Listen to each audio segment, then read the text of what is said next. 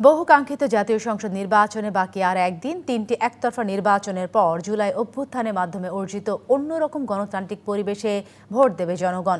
পরবর্তীতে এই পরিস্থিতিতে নিরপেক্ষ ও সুষ্ঠু নির্বাচন আয়োজনের রাজনৈতিক দলের সদিচ্ছা ও সহযোগিতার বিকল্প নেই বলে মনে করেন নির্বাচন বিশেষজ্ঞরা।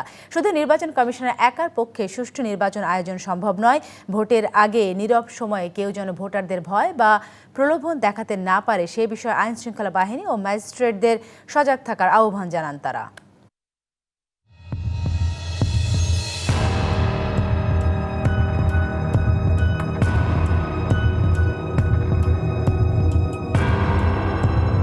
'৭৯ থেকে ২০২৪ ১২টি জাতীয় নির্বাচনের সাক্ষী হয় বাংলাদেশ। তবে বিগত ৩টি জাতীয় সংসদ নির্বাচন নিয়ে সমালোচনা হয় সবচেয়ে বেশি। ৫ই জানুয়ারি ২০১৪ দশম জাতীয় সংসদ নির্বাচনকে ডাকা হয় অটোপাসের ভোট, যেখানে বিনা প্রতিদ্বন্দ্বিতায় নির্বাচিত হন ১৫৩ জন।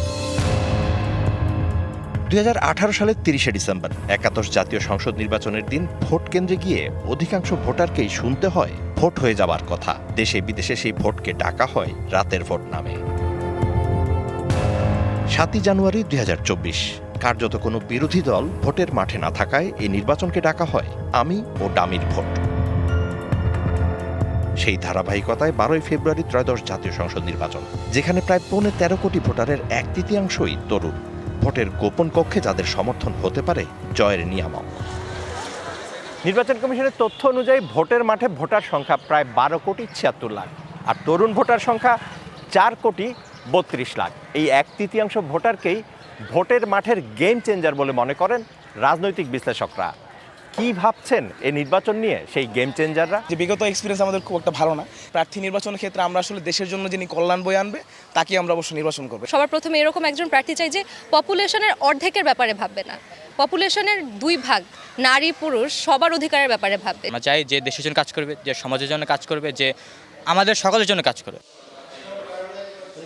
তবে বিগত নির্বাচনের তুলনায় গণভোট সহ এবারের নির্বাচন অনেক বেশি গুরুত্বপূর্ণ বলে মনে করেন নির্বাচন বিশেষজ্ঞরা। অনেক দিন পরে একটা সুষ্ঠু নিরপেক্ষ নির্বাচনের সম্ভাবনা দেখা দিয়েছে। তো এটা আমাদের জন্য একটা ফাউন্ডেশনাল ইলেকশন, এটা গণতন্ত্রের ভিত তৈরি করার একটা নির্বাচন, তাই এটা অত্যন্ত গুরুত্বপূর্ণ নির্বাচন। আনুষ্ঠানিক প্রচারণা শেষে ভোটের মাঠে চলছে নীরব প্রচারণা।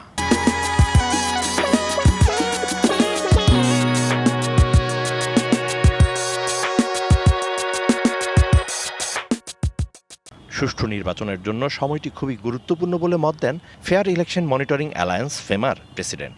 এই সময়টা সত্যি খুব ডেঞ্জারাস সময়।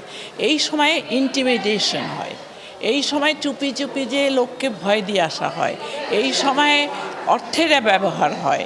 এইটা বাইরে কিছু দেখা যায় না, কিন্তু ভেতরে এমন অনেক কিছু হয় যেটা ইলেকশনকে ইনফ্লুয়েন্স করতে পারে। তবে নিরপেক্ষ ও সুষ্ঠু নির্বাচন আয়োজনে রাজনৈতিক দলগুলোর দায়িত্বশীল ভূমিকা সবচেয়ে বেশি গুরুত্বপূর্ণ। সবচেয়ে বড় কথা রাজনৈতিক দলগুলির সদিচ্ছা। তাদের সদিচ্ছা হলেই যে আমরা শুধুমাত্র যেমন করে ইলেকশন জিতবো, গণতন্ত্রকে জিততে দেব না, এই কথাটা তাদের মাথার থেকে বের করতে হবে। তাদের ভাবতে হবে আমরা এবার ডেমোক্রেসিকে আমরা জেতাবো, আমরা জিতি আর না জিতি। নির্বাচনে কোনো রকম যে কেন্দ্র দখল, তারপরে ব্যালট বাক্স ছিনতাই কিংবা ভোটারদেরকে বাধা দেওয়া হবে কিনা, এবং এইটা মূলত নির্ভর করে রাজনৈতিক দলের উপর। তাই রাজনৈতিক দলের দায়িত্ব সবচেয়ে বেশি। কেমন হবে নির্বাচন সে বিষয়ে সজাগ ইউরোপীয় ইউনিয়ন সহ বন্ধু রাষ্ট্রগুলো। মাঠ পর্যায়ের ভোট নজরদারিতে সেই প্রস্তুতির কথাও জানান এএফইডির সদস্য সচিব। দেশব্যাপী আমরা প্রায় ২৮০০-র মতো পর্যবেক্ষক আমরা নিয়োগ করেছি। এই পর্যবেক্ষকরা অয়েল ট্রেন্ড। পোস্টাল ব্যালটের জন্য আমরা ২১৯ জন পর্যবেক্ষককে আমরা প্রশিক্ষণ দিয়েছি। তারা রিটার্নিং অফিসার রুমে যে গণনা হবে সেটা যেন সঠিকভাবে হয় সেটার ব্যাপারে তারা একেবারে বলবেন যে গণনা শেষ পর্যন্ত থাকবে। ১২ই ফেব্রুয়ারি ভোটের মাঠে নির্বাচন কমিশনের নিরপেক্ষ ও সাহসী ভূমিকায় সবার প্রত্যাশা। Mizan Ahmed, DBC news, Dhaka.